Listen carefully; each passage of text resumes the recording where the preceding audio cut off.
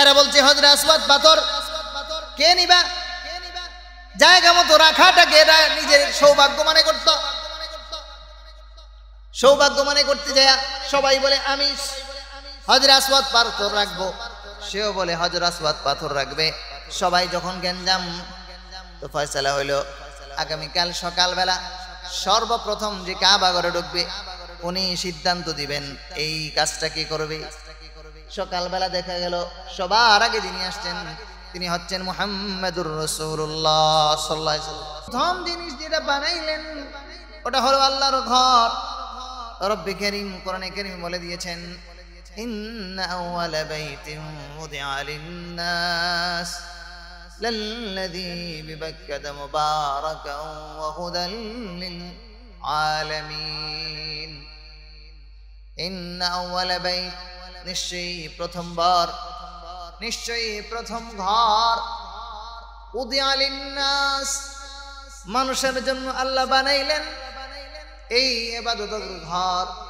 আল্লাহ কোন শুধু মক্কার মানুষের জন্য বানান নাই, মক্কার এলাকাবাসীর জন্য কোনো বানান নাই, ওই কুরাইশ বংশের জন্য কাবা ঘর বানায় নাই, বরং উদিআ লিন-নাস, আল্লাহ বুঝাইতে চাইছেন তামাম পৃথিবীর মানুষের জন্য, নির্দিষ্ট কোন দেশের জন্য কাবা ঘর বানান নাই। কাবা ঘর বানাইয়া আল্লাহ মানুষকে মেসেজ দিলেন, রে বান্দা শোন, আমার কাছে আমার অত্যন্ত প্রিয় হলো, সবচেয়ে প্রিয় জিনিস হলো বান্দা আমার ইবাদত করবে। আর প্রথম ঘর বানায়া নবীরে দিয়া আল্লাহর ঘর বানায়া বুঝাইছেন যারা আল্লাহর ঘর মসজিদ তৈরি করবে ওরা আল্লাহর সবচেয়ে মুহাব্বতের কাজটা করলো। যারা আল্লাহর ঘর বানাইলো আল্লাহ বুঝাইতে চাইলেন বান্দা আমার ঘর যারা বানাবে, নবীরা এই কাজ করছেন। নবীরা প্রথমে আমার ঘর বানাইছেন, যে বান্দা আমার ঘর বানাইবে ও নবীদের সাথে জান্নাতে যাবে। এই জন্য মরার আগে দুনিয়ার জমিনে যতদিন জীবিত থাকবে ইবাদত করার সিস্টেম হইল বান্দা কাবা ঘরের দিকে তাকায়া মাথা দিতে হয়, ওই দিকে ফিরে ইবাদত করতে হয়। যখন ওই দিকে ফিরে ইবাদত করে ওই বান্দার উপরে আল্লাহর রহমত নাজিল হয়ে যায়।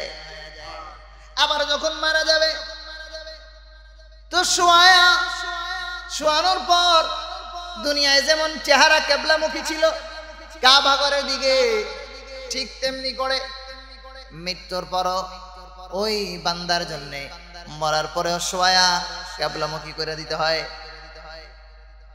দুনিয়ার জমিনে যেমন কাবার দিকে চেহারা করলে, কাবার দিকে তাকায়া ইবাদত করলে যেমন আল্লাহর রহমত নাজিল হয়, ঠিক তদ্রূপ যদি কবরে রাখার পর ওর চেহারা কেবলামুখী থাকে ওই ব্যক্তির উপরেও আল্লাহর রহমত নাজিল হইতে থাকে।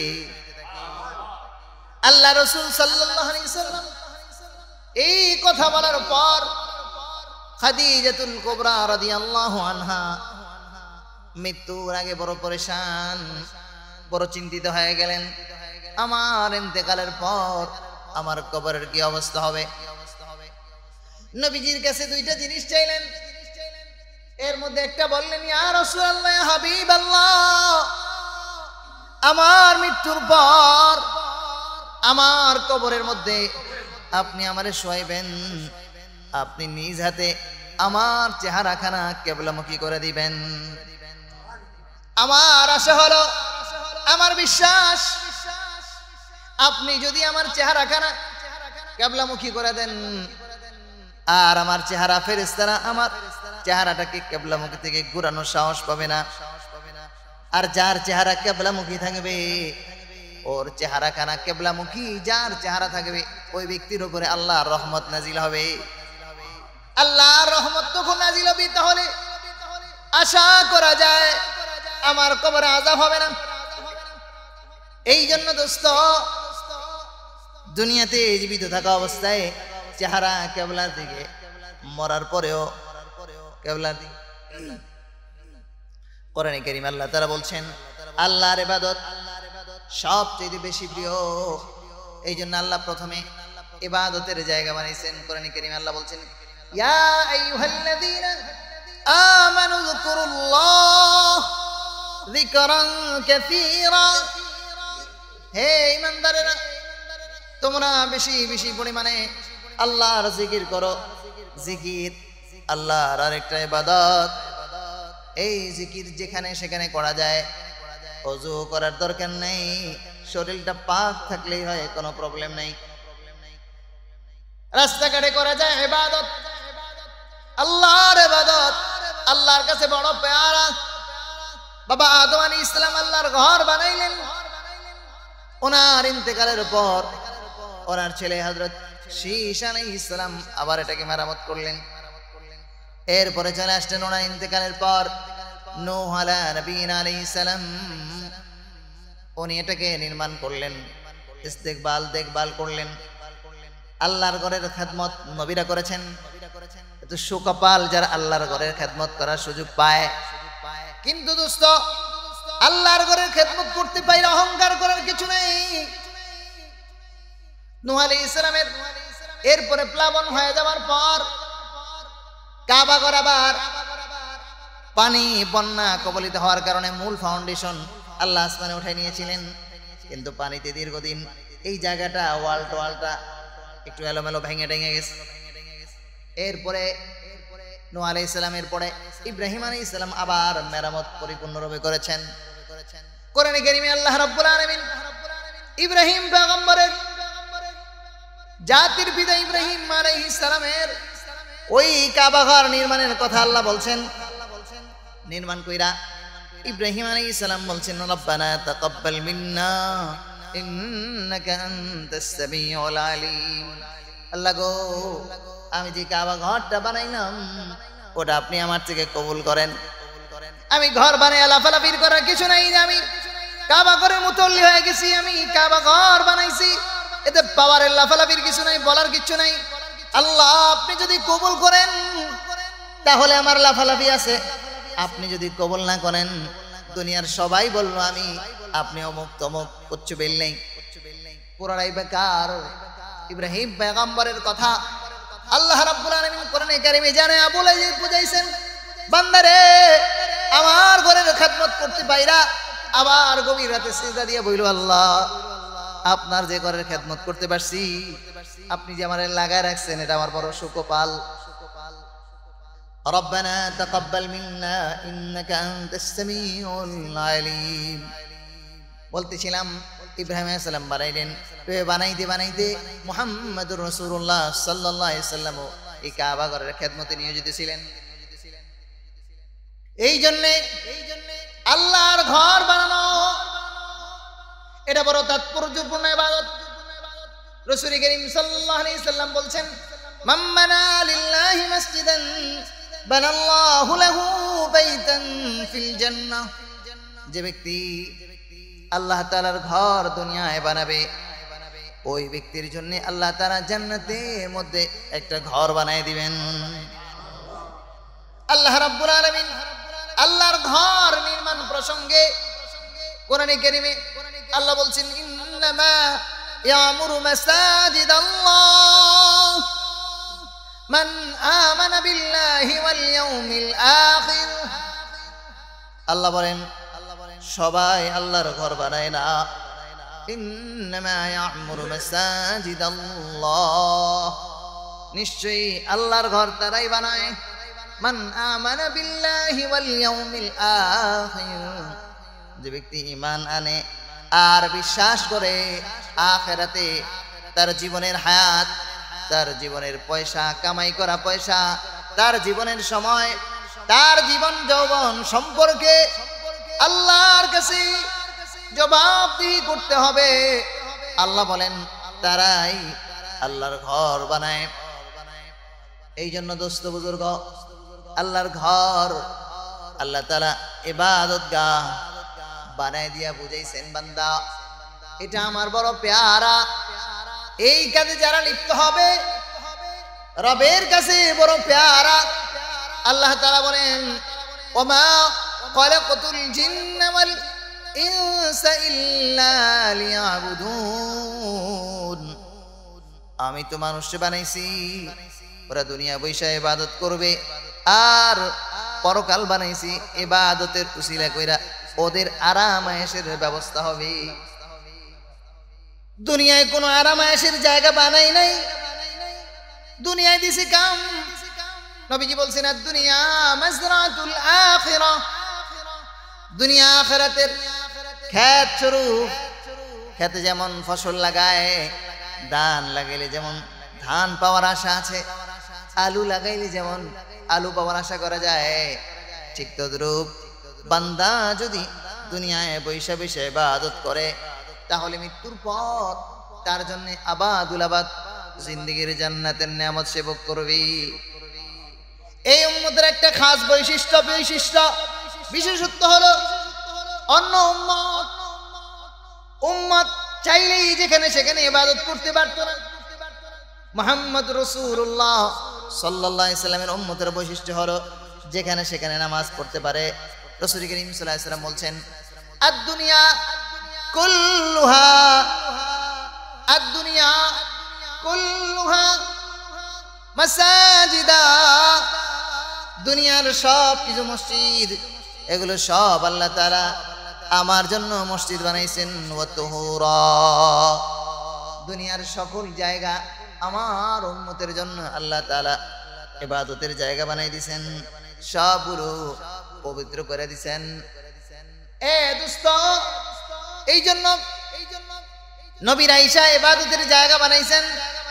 আমাদের উচিত যারা বাড়িওয়ালা আছি, 5 তলা বাড়ি 3 তলা বাড়ি, বড় বড় বাড়ি, একটা রুম আলাদা রেখে দেই।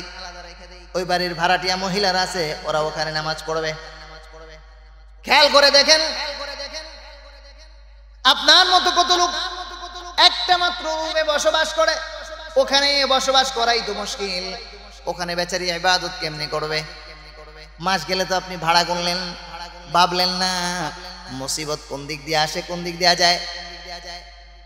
একটা রুমের ভাড়া মওকুফ করে দেন, এটা বন্ধ করে দেন, এটা ইবাদতের জায়গা। মহিলারা নামাজ পড়বে, পুরুষ মসজিদে যায় নামাজ পড়বে।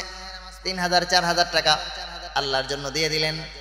দেখবেন যে মাঝে মধ্যে এমন মুসিবত আপনার আসে, একসাথে 10 লাখ নাই, অসুস্থ হয়ে গেছে, মাসে মাসে ওষুধ খরচ যাইতেছে। মুসিবত কোন দিক দিয়ে আসে পাবলিক টের পায় না। রাস্তা দিয়ে হাঁটতেছেন, হঠাৎ ছিনতাইকারী টাকাও নিয়ে গেছে, ছুরি দিয়ে একটা পারও দিছে, ওই যে গেছে গা। এক রুমের ভাড়া 10 বছরে যা পাইতেন, এক ছুরির আঘাতে ব্যথাও পাইছেন, টাকাও গেছে। ওখানে আপনি যখন বাড়ির মধ্যে একটা রুম আলাদা করে দিলেন, একটা কল লাগাই দিলেন, ফ্যান লাগাই দিলেন, ওজুর ব্যবস্থা হয়ে গেল। ওজুর ব্যবস্থা খুব একটা দরকার নাই, যার যার বাসায় আছে, শুধু নামাজের রুমটা হইলে হয়ে গেল।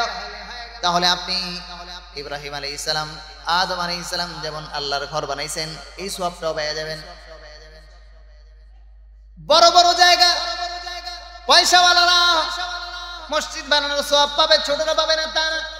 সগীরান আও কাবীরান, অল্প হোক আর বেশি হোক, যেভাবেই হোক, যারাই মসজিদের নির্মাণে অংশগ্রহণ করবে ওদের জন্যই হাসরের ময়দানে আল্লাহ তাআলা ইবাদতের জন্য একটা জান্নাত বরাদ্দ হবে। ইবাদত ছাড়া শুধু মসজিদে নির্মাণ করার কারণে আলাদা জান্নাতের মধ্যে একটা বাড়ির ব্যবস্থা করে দিবেন। দুনিয়ায় আল্লাহ তাআলা অসংখ্য সুসংবাদ দান করেছেন। হ্যাঁ, ইব্রাহিম আলাইহিস সালাম কাবা ঘর নির্মাণ করেছেন। আল্লাহ রাসূল সাল্লাল্লাহু আলাইহি সাল্লাম নির্মাণের মধ্যে অংশগ্রহণ করেছিলেন। হযরত আসওয়াদ পাথর নিয়ে যখন মারামারি হয়, বেঈমান কাফেররা কাবা ঘর নির্মাণের জন্য ব্যস্ত ছিল। এরা বলছে হযরত আসওয়াদ পাথর কে নিবা, জায়গা মতো রাখাটাকে এরা নিজের সৌভাগ্য মনে করত। সৌভাগ্য মনে করতে যায় সবাই বলে আমি হযরত আসওয়াদ পাথর রাখবো, সেও বলে হযরত আসওয়াদ পাথর রাখবে। সবাই যখন গেঞ্জাম, তো ফয়সালা হইল আগামীকাল সকালবেলা সর্বপ্রথম যে কাবা ঘরে ঢুকবে উনি সিদ্ধান্ত দিবেন এই কাজটা কি করবে। সকালবেলা দেখা গেল সবার আগে যিনি আসছেন তিনি হচ্ছেন মুহাম্মাদুর রাসূলুল্লাহ সাল্লাল্লাহু আলাইহি ওয়াসাল্লাম। আল্লাহ রাসূল তখন নবী হয় নাই। সবাই দেখে বলে হ্যাঁ, এই লোকটার প্রতি আস্থা রাখা যায়, উনি কাজটা করতে পারেন। সিদ্ধান্ত দিয়ে দিলেন, চলেন একটা চাদর নেন অথবা রুমাল নেন, নিয়ে বলছেন চলেন। নিজে হাতে হাজরে আসওয়াদ পাথর রুমালের উপরে বিছাইয়া বলছেন গোত্রের প্রধান নেতারা যারা আছে, বংশের লিডাররা আসেন। আইসা ধরাই দিছে, এক একজন এক এক কোনায় ধরায়া যখন পাথরটা আবার আগের জায়গা মতো রেখে দিছেন, সবাই বলছেন হ্যাঁ, এবার কেউ আলাদা নাই, সকল বংশের লোকেরাই এই কাবাঘর নির্মাণের হাজরে আসওয়াদ পাথর রাখার জায়গায় অংশগ্রহণ করে ফেলেছে। এই জন্য দোস্ত, আরে আল্লাহর ঘর নির্মাণ, বাদশা হারুনুর রশিদ বিবি এখনো কাবাঘরের পাশে নহরে জুবাইদা, মানুষ উমরা গেলে দেখায় ওই তো নহরে জুবাইদা মানে খাল, মরুভূমি এলাকা, কাবাঘরের আশপাশে পানির ব্যবস্থা নাই। বাদশা হারুনুর রশিদ বড় আল্লাহওয়ালা ছিলেন, ওলামায়ে কেরাম আলেম ওলামার সাথে অনেক সম্পর্ক, গভীর সম্পর্ক, এদেরকে অনেক শ্রদ্ধা করতেন। বাদশা হারুনুর রশিদের বিবি চিন্তা করলেন মানুষ বিশ্বের বিভিন্ন প্রান্তর থেকে কাবাঘরে তওয়াফ করার জন্য আসে, সুতরাং এখানে মানুষের পানির ব্যবস্থাপনা করা দরকার।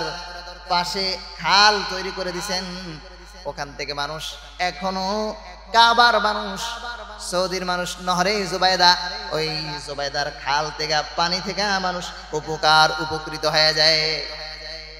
এজন্য আপনার তো এরকম সদকায়ে জারিয়া করা উচিত। আপনি চলে যাবেন, আপনার ইন্তেকালের শত শত পরও আপনার মাধ্যমে মানুষ নেকের কাজ করবে। বাদশা হারুনুর রশিদ জমানার বড় বিখ্যাত বিদগ্ধ আলেম ছিলেন, মালিক ইবনে দিনার রাহমাতুল্লাহ আলাইহি। ওনাকে বললেন হুজুর এক কাজ করেন, আপনি যে কিতাবটা লিখেছেন হাদিসের কিতাবটা, ওটা আমাকে দেন, ওটাকে লেখা কাবাঘরের গিলাফ বানায়া দিমু। কাবাঘরের গিলাফ বানায়া দিলে যত মানুষ হজ করতে আসবে এখান থেকে দেখে দেখে হাদিস শিখবে আর মানুষ সওয়াব অর্জন করবে। আমিও হাদিসের খেদমতে নিয়োজিত হয়ে গেলাম, আপনি কিতাব লিখে সওয়াব পেয়ে গেলেন, আর আমি আপনারটা প্রচার করে দিলাম কাবাঘরে। কিন্তু আল্লাহওয়ালা মালিক ইবনে দিনার আল্লাহওয়ালা ছিলেন, উনি বললেন না না, হাদিসের খেদমত হবে ঠিক আছে, অন্যরাও হাদিসের কিতাব লেখছে, যদি আমার কিতাবটা এই জায়গায় ঝুলে দেওয়া হয় দেশ বিদেশ আমার নাম বেশি ছড়ায় দিব, অন্যান্য ওলামায়ে কেরামের চাইতে আমি ওনাকে কেমন যেন ছোট করে দিলাম। যেমন ডাক্তার তো ডাক্তারই, একজন এমবিবিএস ডাক্তার আর একজন গ্রাম্য ডাক্তার, নাম তো ডাক্তারই, নাম তো ডাক্তার দোনোজনের, হয়তো কারো দাম কম আরেকটা একটু বেশি। উনি বললেন আরেকজন যিনি হাদিসের কিতাব লিখছেন উনিও আলেম, আমিও একজন আলেম, আরেকজনকে ছোট করে দিব, এটা আমার দ্বারা হতে পারে না। না না, এটা করব না, করলেন না। তো বলতেছিলাম বাদশা হারুনুর রশিদ আল্লাহর ঘর তৈরি করায় বড় ব্যস্ত। একদিন উনি ঘোষণা দিলেন এলাকার মানুষের জন্য একটা মসজিদ তৈরি করে দিবেন। এই মসজিদ তৈরি করা হবে, এই মসজিদ তৈরি করব চমৎকার মার্বেল নতুন নতুন ডিজাইন দিয়া তৈরি করব, তবে এই ঘর নির্মাণ করার ক্ষেত্রে কেউ অংশগ্রহণ করতে পারবেন না, কারো টাকা পয়সা দেওয়া লাগবে না। তো পাবলিক তো এরকম হইলে আরো খুশি, সবাই তো আর একরকম না, কিছু মানুষকে ভালো হয়েছে টাকা টোকার দিতে হইব না, যা হয় ভালো হয়। বাদশা হারুনুর রশিদ কাজ টাজ করে মসজিদ কমপ্লিট হয়ে গেছে। মাঝে মধ্যে উনি যায়, একদিন যায় দেখে মানুষ ধুমসে ইবাদত করে, নতুন মসজিদ পায়া সুন্দর মসজিদ, মানুষ আসে আর ইবাদত করে, যা পিছন থেকে উনি ফলো করে দেখে মানুষ খুব ইবাদতে মশগুল আছে, কান্নাকাটি দোয়া মোনাজাতে লিপ্ত আছে। তো দিলের ভিতরে খুব ভালো লাগছে, হ্যাঁ হ্যাঁ কষ্ট করে মসজিদ বানাইছি, মানুষ ইবাদত করতেছে, আমার আশাটা মনটা পড়ে গেছে। যারা মসজিদ বানায় আর যদি আইসা মুসল্লি দেখে ভালো লাগে, মুসল্লি না দেখে কষ্ট করে টাকা খরচ করে মসজিদ বানাইলাম, মুসল্লি নাই, মনটা খারাপ হয়ে যায়। বাদশা হারুনুর রশিদের মনটা আজকে বড় ভালো। রাত্রেবেলা ঘুমাই রইছে, স্বপ্ন দেখে বাদশা হারুনুর রশিদকে ফেরেশতা এসে বলতেছে তুমি যে মসজিদ বানাইছো ওই তো তোমার মসজিদের খেদমত করার কারণে আল্লাহ জান্নাতে তোমার জন্য একটা ঘর বানায় দিছেন। বাদশা হারুন রশিদ স্বপ্ন দেখে দেখে হ্যাঁ জান্নাতের ভিতরে ঘরটা তো খুব চমৎকার, দেখে খুব মজা লাগছে। এবার বের হয়ে হাঁটা দিছে সামনের দিকে, তাকায় দেখে আবার এরকমই আরেকটা ঘর। তো মনে করছে নিজেরটাই মনে হয়। ঢুকতে যখন গেছে দারোয়ান আটকাই দিছে, কি ব্যাপার আপনি এখানে ঢুকেন কেন? বলে কেন, আমারটাই তো দেখা যায়। বলে না না এটা আপনার না। বলে আমারটার মতনই তো দেখা যায়। বলে এটা আপনারটার মতনই ঠিক, কিন্তু এটা আপনার না। আপনার ঘর মসজিদ বানানোর ক্ষেত্রে যে যোগালী আর রাজমিস্ত্রি লাগছে, ওই একজন যোগালীর জন্য আল্লাহ এটা বরাদ্দ করে দিছেন। কিরে কি ব্যাপার, আমি এত টাকা দিয়ে মসজিদ করলাম, আমার জন্য এটা বরাদ্দ, আর আমার যোগালী আমি তো নিষেধ করছিলাম আমার মসজিদের মধ্যে কেউ অংশগ্রহণ করতে পারবে না। বলে হ্যাঁ। বলে তার নাম কি? তো ফেরেশতা জবাব দিতেছে ওটার নাম হলো আহমদ বিন ঈসা। কিছুক্ষণ পরে ঘুম ভেঙে গেছে, রাত কোন রকম পার হইছে। সকালবেলা খবর লাগাই দিছে আমার মসজিদের মধ্যে যত যোগালী রাজমিস্ত্রি কাম করছে সবগুলার সকালের নাস্তার দাওয়াত। বাদশার নাস্তার খবর পায় তো পাবলিক ভাঙে পড়ছে, যে যোগালী না হেডাও মনে দুই চারটা ঢুকে গেছে, হাজির হয়ে গেছে। নাস্তা রাস্তা খাওয়া কয় যে তোমরা আমার মসজিদের কাজ করছো নাকি? বলে হ্যাঁ। কারা কারা কাজ করছো হাত তোলো। সব তো হাত তুলছে। বলে আমি বলছিলাম আমার মসজিদের মধ্যে কেউ কোনো টাকা পয়সা দান করতে পারবে না। বলে হ্যাঁ জানি তো। বলে তাহলে তোমরা করছো নাকি? বলে না। বলে করো নাই। তাহলে এদের মধ্যে আহমদ বিন ঈসাকে ওই লোক হাত তুলছে। কিরে কি ব্যাপার? বলে সামনে আসো। বুকে জড়ায়া বাদশা হারুন রশিদ জিজ্ঞেস করে কিরে কিরে ব্যাপার? জান্নাতের মধ্যে আল্লাহ আমার জন্য যেই মানের ঘর বানাইলেন, তোরেও ঠিক ওই মানের ঘর বানায় দিছেন, কেমনে পায়া গেলি? বলে বাদশা জাহাপনা, সাহস দিলে বলতে পারি। বলে আর সাহস দেওয়ার তো কিছু নাই, তোরে তো বাধা দেওয়ার কোনো ক্ষমতা আমার নাই, আমি বুঝতে পারছি। বলে ঘটনা কি? বলে বাদশা আপনি যখন বললেন মসজিদ বানাইবেন, তখন আমি চিন্তা করলাম, আমার মনে মনে ধাক্কা লাগলো, আরে আপনার পয়সা থাকার কারণে, আপনি রাষ্ট্রপ্রধান হওয়ার কারণে মসজিদ বানাইতেছেন, আপনার মাল আছে, আমার তো মাল নাই মসজিদ বানানোর। এত টাকা কোথায় পাবো? আমি যোগালী মানুষ, কোন রকম সংসার চলে। কিন্তু আল্লাহ যারা মসজিদ তৈরি করবে ওদের জন্য আলাদা একটা ঘর বানাইবেন। আমার মনে বড় তামান্না জাগলো, আমি তো মসজিদ বানাইতে পারবো না, তবে আমি বাড়িতে গেলাম, যে আমার বাবার পিতার রেখে যাওয়া ওয়ারিশ সূত্রে পাওয়া জমিন পাইছিলাম, ওটা কাজের জন্য গর্ত করলাম। কাজ করতেছি, গর্ত করতেছি, মনে মনে ভাবতেছি কিছু যদি একটা করতে পারতাম। হঠাৎ করে তাকায় দেখি গর্ত করতে করতে কয়েকটা পাথর, সাদা পাথর আমি মিলায় দেখলাম, আপনি যেই পাথর দিয়ে আপনার মসজিদ সাজাইতেছেন, ফ্লোর বানাইতেছেন, আমার ওই মাটির নিচের পাথরের কালার ডিজাইন মিলে গেছে। মনে মনে ভাবলাম এই পাথরগুলো যদি ওখানে ঢুকায় দেই তাহলে আমি একটু সওয়াব পেয়ে যাও। কিন্তু কেমনে ঢুকাইতে গেলে ধরা খেলে তো বিপদ আছে। রাতের বেলা কাজ কাম শেষ করা, দিনে কাজ কমপ্লিট, রাতে যার যার বাড়িতে চলে গেছে। আমি রাতের আধারে গোপনে যা আপনার ওই পাথরের সাথে আমার পাথরগুলা গোপনে মিলাই দিলাম। আর মালিক রেটাইকে বললাম, মালিক আমার তো কিছু করার নাই, মসজিদ বানানোর সামর্থ্য আমার নাই, আমি বাদশা হারুন রশিদের এই পাথরগুলোর সাথে আমার পাথরগুলো ঢুকাই দিলাম, যদি কোনো না কোনোভাবে মসজিদ লাগানোর ক্ষেত্রে কোনো জায়গায় লেগে যায় তাহলে আমি সফলতা অর্জন করব। বাদশা হারুন রশিদ বলে, এই জন্য রাসূল বলছেন সাগীরান আও কাবীরান, ছোট হোক বড় হোক দান তো দানই হবে। জান্নাতে আল্লাহ মসজিদ নির্মাণকারীদের জন্য একটা ঘর বরাদ্দ করবেন। আরে বলবেন হুজুর স্বপ্ন জেগে আবার ফেরেশতা দেখে কেমনে? ও তো কপাল লাগে, চোখ লাগে, যে কেউ তো দেখতে পায় না। এই জুমার নামাজে কেউ মোনাজাত করবে, কান্নাকাটি করবে, চোখে পানি চলে আসবে, আবার কিছু কপাল পরা সালাম ফিরানোর আগেই দৌড় দিবে। কিছু কপাল পরা কিছু মানুষ মসজিদে আইসা আধা ঘন্টা 1 ঘন্টা আগে আইসা বসে রয়েছে, presents by Kuakata media centre. হক্কানি আলেমদের নিত্য নতুন ভিডিও পেতে আমাদের চ্যানেলটি সাবস্ক্রাইব করুন। কুয়াকাটা মিডিয়া সেন্টার, ইসলামিক বিনোদনের বিশ্বস্ত সঙ্গী।